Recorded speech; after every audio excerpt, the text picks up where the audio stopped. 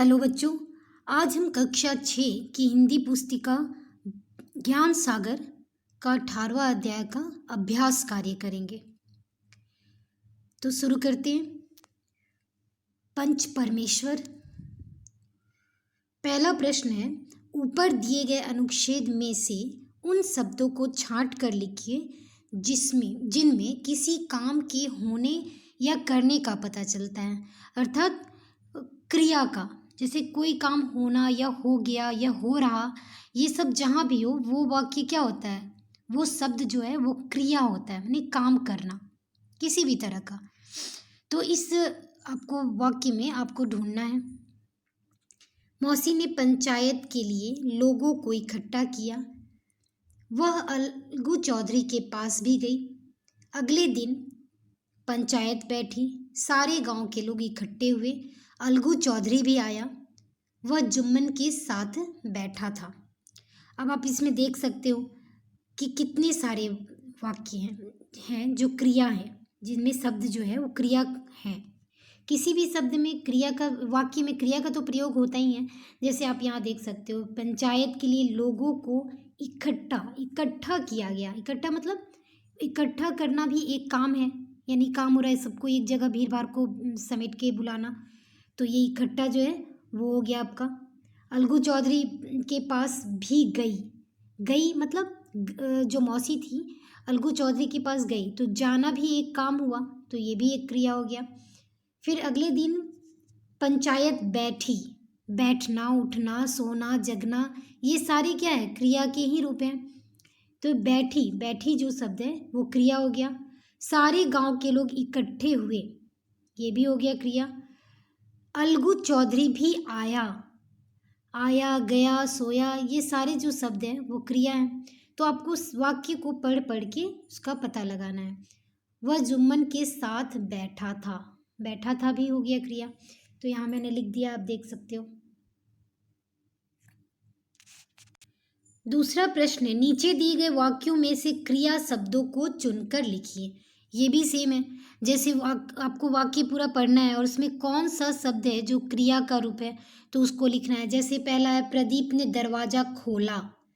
दरवाजा तक तो शब्द है, लेकिन खोलना भी एक क्रिया हुआ, तो ये जो हो गया क्रिया हो गया। अगला है, रहमान कहानी की किताब पढ़ रहा है, तो पढ़ रहा है, ये भी हो गया क्रिया। नेहा पार्क में बैठी है, तो बैठी हो गया।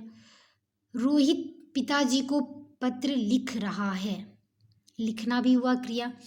उसने दुकानदार से सामान लिया, तो इसमें लिया क्रिया हो गया।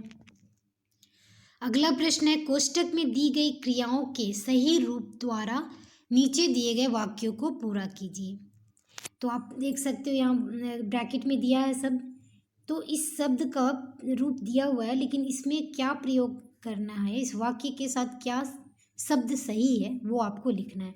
जैसे सीमा जोर जोर से डैश है, हंस है तो नहीं लिख सकते, हंसती है ये लिख सकते हैं, या हंस रही है।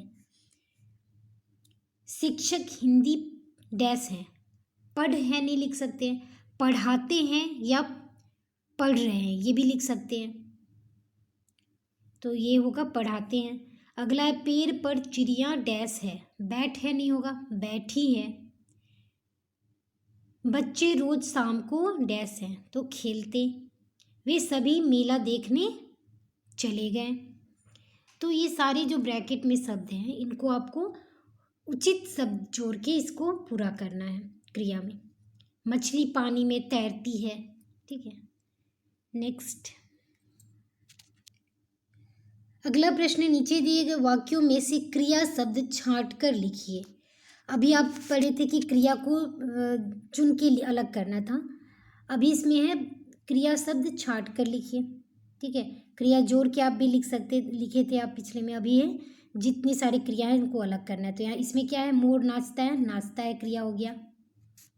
फिर क्या हो गया, दौड़ती है, फिर लिखती है, उड़ते हैं, फिर हंसता है, तो ये सारे हैं।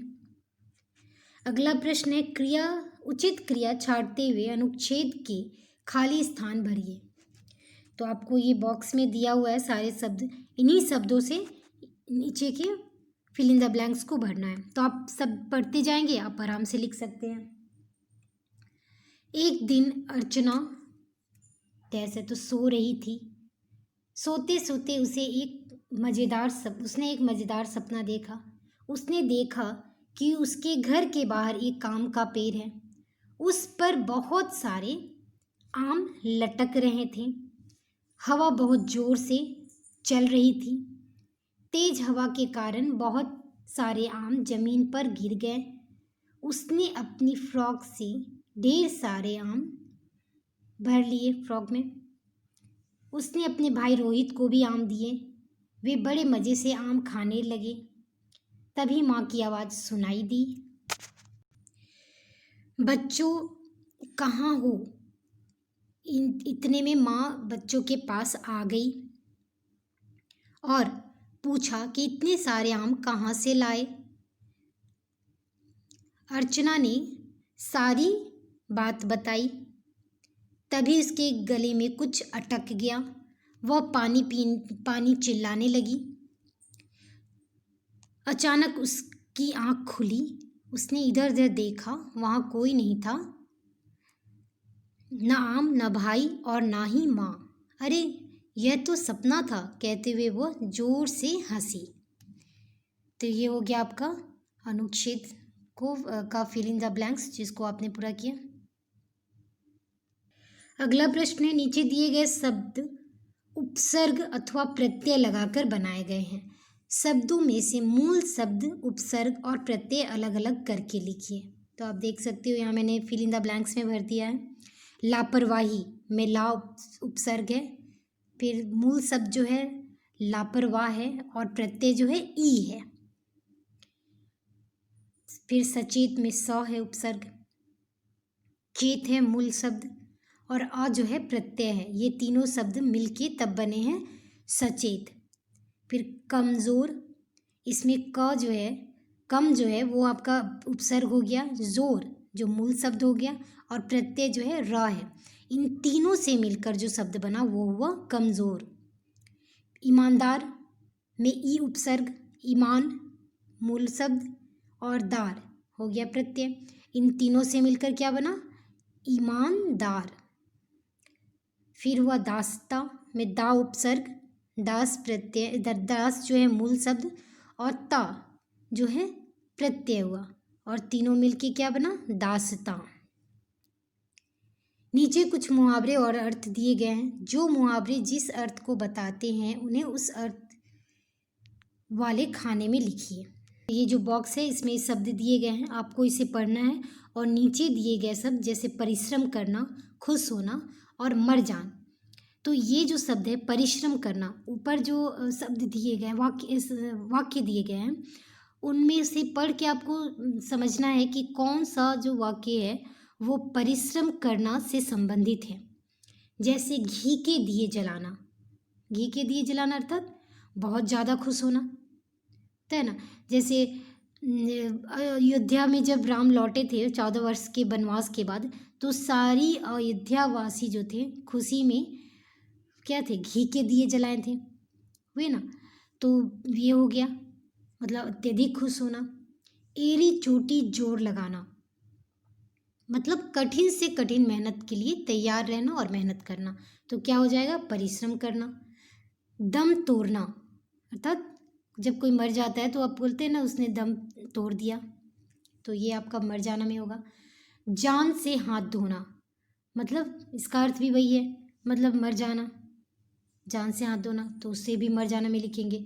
मन में लड्डू फूटना अर्थात जब आप बहुत खुश होते हो तो मन में लड्डू फूटते हैं ना, जैसे इतने अच्छे मम्मी ने इतने अच्छे खाना बनाई कि मन में लड्डू फूटने लगे, मतलब खुशी हो गए, तो उसे आप खुश होना में लिखोगे। आकाश पताल एक करना, आकाश पताल एक करना मतलब कठिन से कठिन मेहनत की करना, तो वो क्या हो जाएगा? परिश्रम करना में।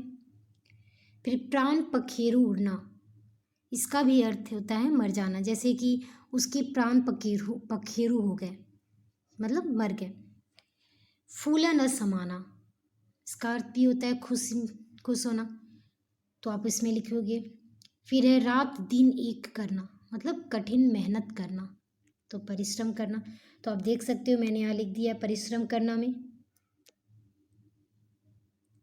ठीक है। फिर है खुश होना का, फिर मर जाना का। अगला प्रश्न है दिए गए मुहावरों का अर्थ लिखकर उनका वाक्य में प्रयोग कीजिए। कमर कसना अर्थात तैयार होना, परीक्षा में प्रथम स्थान प्राप्त करने के लिए मैंने कमर कस ली है। फूला न समाना माने प्रसन्न होना, अपने लिए साइकिल देखकर मैं फूली न समाई। 9 2 11 होना मतलब गायब होना, बिल्लियों को देखते ही चूहे 9 2 11 हो गए, ठीक है। तो मैंने बिल्ली को देखते ही चूहे 9 2 11 हो गए। फिर अगला है खुशी का ठिकाना न रहना, बहुत प्रसन्न होना, जब मुझे पुरस्कार मिला तब मेरी खुशी का ठिकाना न रहा। अब अगले प्रश्न पे आते हैं, नीचे दिए गए अनुच्छेद को उचित विराम चिन्हों का प्रयोग करते हुए दोबारा लिखिए। तो इस अनुच्छेद को आपको ध्यान से पढ़ना है और इसमें किन चिन्हों का, जैसे कहाँ पूर्ण विराम होगा, कहाँ प्रश्नवाचक चिन्ह होगा, कहाँ फिर विस्मयादि बोधक चिन्ह होगा, इन सारे चिन्हों का प्रयोग करते जाना है। तो आप पहले ध्यान से पढ़ोगे फिर आप कर सकते हो। मैंने इसमें कर दी चुका है, आप देख सकते हो। आप जब दोबारा इसको लिखोगे तो आप चिन्ह का प्रयोग करते हुए नीचे बॉक्स पे लिखोगे। सोनू मोनू राखी, इसमें क्या है बहुत सारे जो है शब्द लिखे गए हैं, नाम एक साथ बहुत सारे हैं, तो यहाँ कॉमा जो फिर है कोमल चिड़िया घर की सैर करने गई, तो यह इसके आगे जो है आप फुल स्टॉप लगाओगे यानी पूर्ण विराम। वहाँ उन्होंने तरह तरह के पशु पक्षी, अब देखो पशु पक्षी के बीच में जो है वो आपको जो है योजक का चिन्ह लगाओगे। फिर देखें में पूर्ण विराम, घूमते घूमते इसमें भी योजक का चिन्ह लगा है।